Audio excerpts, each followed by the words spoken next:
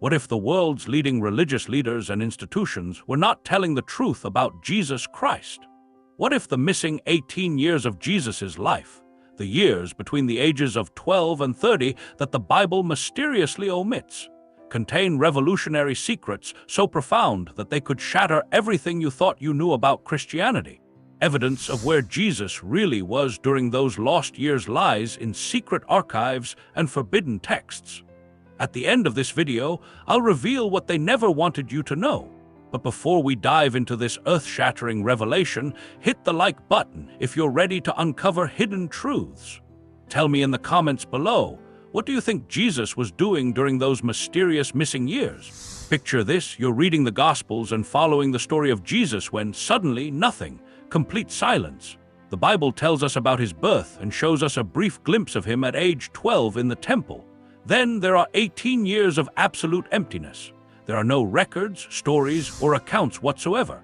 Doesn't that strike you as odd?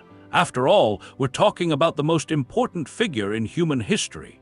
Yet nearly 2 decades of his life have been completely erased from the official record. Why?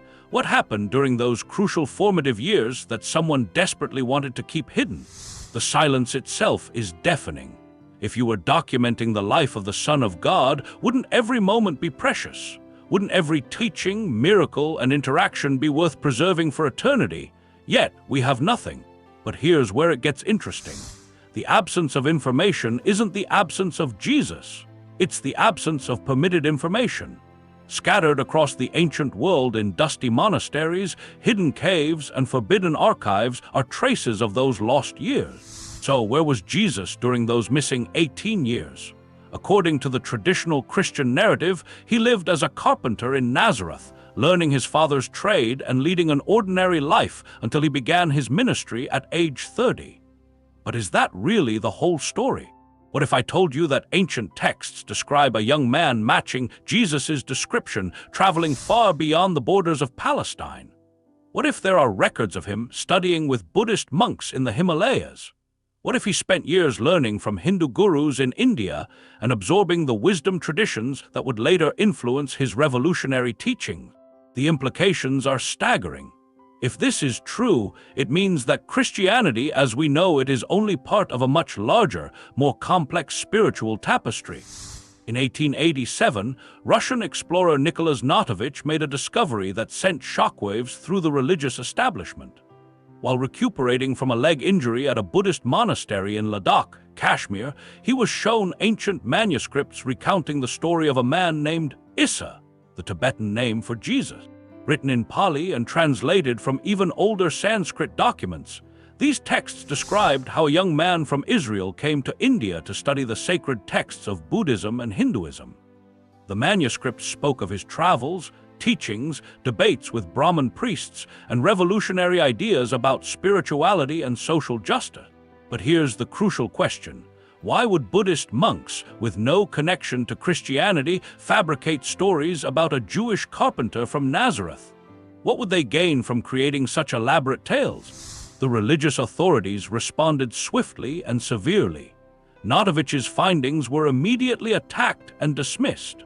Church officials claimed the manuscripts were forgeries and that Notovich was a liar who had fabricated the entire story. But why such a violent reaction to what they claimed was just a hoax? If the stories were obviously false, why not simply ignore them? Why go to such lengths to discredit and suppress them? The answer is as disturbing as it is revealing. The truth contained in the manuscripts threatened the very foundation of institutional Christianity. If Jesus spent those missing years studying Eastern philosophy, meditation, and mystical traditions, that would explain many of his later teachings that the Church has always struggled to contextualize. His emphasis on inner spiritual development, his teachings about the kingdom of heaven being within us, and his ability to perform healing miracles all align perfectly with advanced yogic and Buddhist practices. But here's what really terrifies the establishment. If Jesus learned these techniques from human teachers, and if his wisdom came from studying existing spiritual traditions rather than from divine revelation alone, what would that mean for the exclusive nature of Christianity? What if the path to enlightenment isn't limited to one religion? What if the deepest spiritual truths transcend all religious boundaries? Notovich wasn't the only one who discovered these traces. In the early 20th century, other explorers and researchers began to find similar accounts. Swami Abhedananda, a direct disciple of Ramakrishna, traveled to the same monastery and verified the manuscript's existence. He even published his own translation of the text. Then there was Nicholas Roerich, a famous Russian artist and philosopher who, during his expeditions through Central Asia in the 1920s, encountered multiple references to Isa in various monasteries. He also spoke with local people who knew the stories by heart. These weren't Christian missionaries trying to prove a point. They were independent researchers from different backgrounds and time periods who found the same consistent narrative in places where Christianity had barely penetrated. But the evidence goes even deeper. Examine Jesus' teachings closely. Consider his parables about karma, his emphasis on meditation and inner contemplation, and his understanding of consciousness and spiritual transformation. These concepts were virtually unknown in first-century Palestine, yet they were central to the spiritual traditions of India and Tibet. Consider the Sermon on the Mount.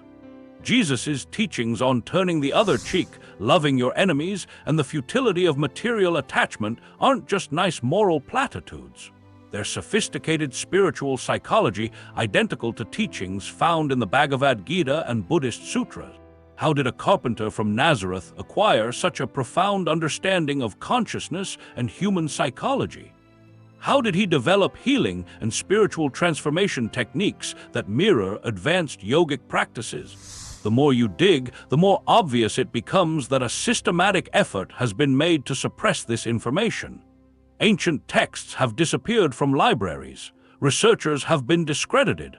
Evidence has been hidden away in private collections out of the public's reach. But why? What is the church so afraid of? The answer is power, control.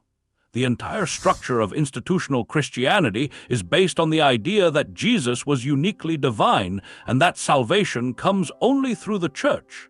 It is also based on the idea that spiritual truth is exclusive to Christianity. If people discovered that Jesus studied with Hindu gurus and Buddhist masters and learned that the deepest spiritual truths are universal, the church's monopoly on salvation would crumble overnight. So what really happened during those lost 18 years? Based on the evidence we've uncovered, the most likely scenario is as follows. Around age 13 or 14, Jesus left Palestine and traveled eastward along the ancient Silk Road trade routes. He spent time in Persia, where he learned from Zoroastrian fire priests about the eternal battle between light and darkness. He then traveled to India, where he studied meditation, consciousness, and the true nature of reality with Hindu gurus in Puri, Rajgriha, and Varanasi. Then he traveled north into the Himalayas and spent years in Buddhist monasteries in Nepal and Tibet, where he mastered techniques of healing, telepathy, and spiritual transformation. There, he studied ancient texts, debated with learned monks, and synthesized Eastern wisdom with his own profound spiritual insights. By the time he returned to Palestine at age 30, he was no longer just a carpenter's son. He was a master of consciousness, a healer, and a teacher who had absorbed the deepest spiritual wisdom from multiple traditions. He was ready to share this wisdom with the world. This explains everything, doesn't it? It explains his miraculous abilities, profound teachings, and revolutionary understanding of spirituality and social justice. It also explains why his message threatened both religious and political authorities. Jesus wasn't just preaching a new religion. He was sharing universal spiritual truths that transcended religious boundaries. He taught that the kingdom of heaven is within each person, that divine consciousness is our birthright, and that we all have the potential for enlightenment and transformation. This is the forbidden wisdom they tried to erase. This is why those 18 years disappeared from history. But here's why this discovery is so crucial for us today. If Jesus learned from multiple spiritual traditions and synthesized Eastern and Western wisdom, then so can we. We don't have to limit ourselves to a single religious framework.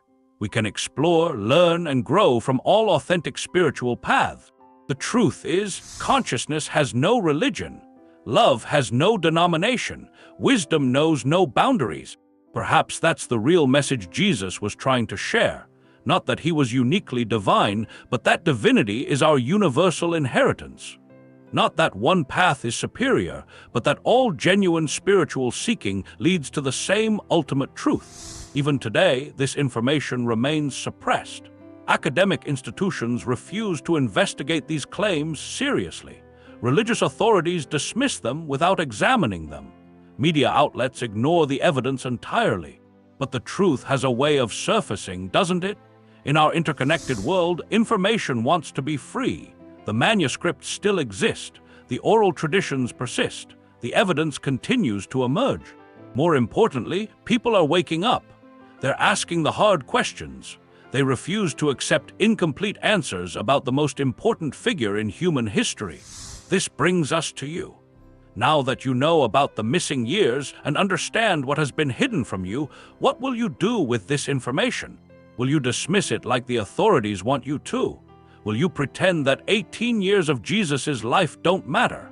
Or will you dig deeper, ask harder questions, and seek the complete truth for yourself? Because ultimately, this isn't just about Jesus' lost years. It's about your own spiritual journey. It's about breaking free from the limitations others have placed on your search. It's about recognizing that truth is bigger than any institution, dogma, or religious tradition. The real question isn't where Jesus went during his missing years. It's where your spiritual journey will take you now that you know the truth has been hidden. Will you continue to accept incomplete answers? Will you limit your spiritual growth to what the authorities approve? Or will you have the courage to seek the truth wherever it may lead, as Jesus did during those transformative 18 years? The choice is yours. The door has been opened. Forbidden wisdom is waiting to be rediscovered. But remember, some truths are dangerous to those in power. Some discoveries threaten entire systems of control. Some knowledge, once gained, changes everything. Are you ready for that transformation? If this revelation has opened your eyes to possibilities you had never considered before, hit the like button and let me know in the comments. What other hidden truths do you think we need to uncover? Which mysteries from history deserve our investigation? Don't forget to subscribe with notifications on, because the journey of discovery is just beginning. There are more secrets to uncover, more hidden truths to reveal, and more forbidden wisdom to share. The lost 18 years of Jesus are just the beginning. The real question is, what other transformative truths are they hiding from us? Stay curious and keep questioning. Remember, the truth is always more extraordinary than the official story. Until next time, keep seeking, keep growing, and never stop asking the questions that matter most.